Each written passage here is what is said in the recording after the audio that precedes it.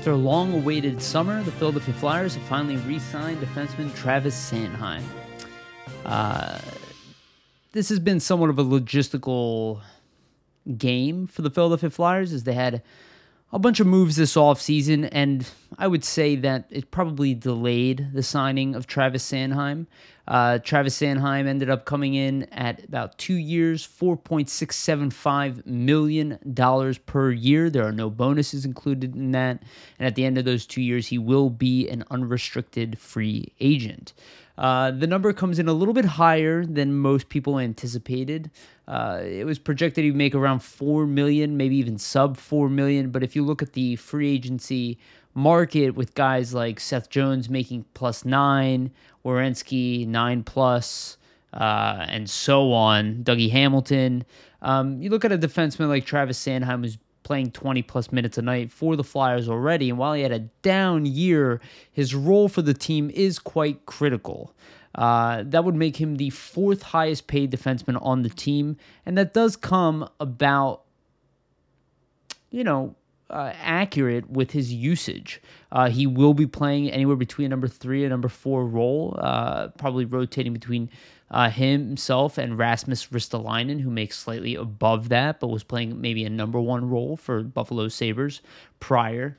This does put the Flyers somewhat in a precarious position, as at the end of this 2 years, I don't think that they really want to be in a position where they have to compete with him on the open market, so it will get interesting with Sanheim. I think the Flyers thought that they would be able to lock him up for a longer-term contract, but it seems like Sanheim kind of got his way on this one. I don't think that the Flyers necessarily expected to pay this much. Maybe they expected somewhere around 4.2, between $4 million and 4.2, but it looks like he really squeezed them past their cap hit. So the Flyers now are seemingly above the cap. That is still manageable. Guys like Morgan Frost can still be slotted into the AHL. And there are other players who currently have an NHL cap hit that might not make the Flyers. So the Flyers could choose to move away from some players potentially. Players like Nicolas Aube-Kubel come to mind. I've mentioned him on the podcast. Doesn't mean he's an expendable player by any stretch. He is actually a valuable asset, but he does make $1,075,000 a year, which is above the other pay grade of the other players who played that role. So you think maybe the Flyers might look to save some money there. Having said that, the position they find themselves in is still a manageable one, just one that really puts them up against the cap and doesn't really allow them much flexibility if there are injuries. Maybe the Flyers will choose to wait through the offseason, see if there are any injuries, and allow themselves to bank cap space that way by using long-term injury reserve. Now, Travis Sanheim is a very valuable player to the Flyers. There are no bonuses here, so the Flyers know what they're getting with this player, and they're paying dollar for his usage. His first year in the league, he had 49 games, 2 goals, 8 assists. He was a -6, which is not a great rookie year, but not a bad rookie year to start. In the AHL, he had a successful year with 1 goal, 15 assists, 16 points in 18 games, and was a +14. So for the Phantoms, he played a very large role and then made his way up to the NHL, but didn't, light the world on fire. Having said that, when he made his debut in his second year, he had a fantastic second year with 9 goals, 26 assists, 35 points in 82 games, and a -4. Still not a plus player, but definitely played a large role for the team, not taking a bunch of penalty minutes and contributing offensively.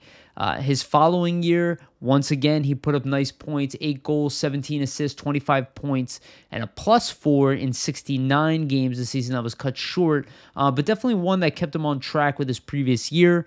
Still putting up anywhere between 30 to 40 points a year, and a good season for Travis Sanheim.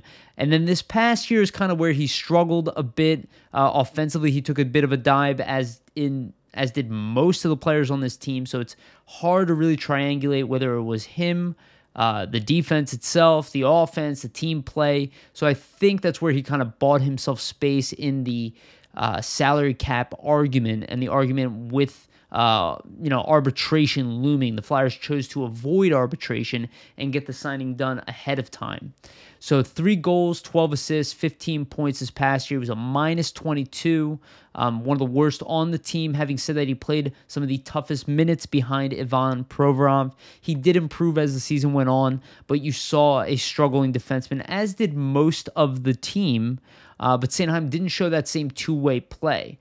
Having said that, with the added boost of Ryan Ellis and Rasmus Ristolainen, it is expected that his numbers will go back up as his team defense support. Guys like Keith Yandel have been added as well, and also just hopefully a better prepared season by the Philadelphia Flyers team overall and a better team play D. This could be a breakout year for the young man, and if he does, UFA could get more complicated. It doesn't mean the Flyers will choose to move away from Travis Sanheim, but I wouldn't be surprised if his name start coming up in rumors for picks or prospects or maybe a larger deal down the line with guys like Cam York looming in the wings, who won't be making that kind of cap. And if there is a stagnant salary cap at the end of this 2 years, the Flyers will be in a bit of a bind keeping their defense this expensive, especially if they want to hold on to Rasmus Ristolainen as well, a player that they chose to trade a number 13 overall pick for. So Travis Sanheim does get signed, a decent price, but maybe one that the Flyers would hope come in a little bit smaller, but nothing that can't be moved and nothing that the team is really going to regret. Even if he never really rebounds, the term is short, so they don't really have to risk it, and then they could choose to re-sign him at a lower cost in the future. Having said that, I wouldn't bank on his numbers going down. I'd bank on them probably going up. But at least the Philadelphia Flyers have shored up their defense. That gives them one of the deepest top fours in the Metro Division as they look to compete again for a playoff spot and potentially a Stanley Cup. Thank you, Chuck Fletcher. Keep them coming.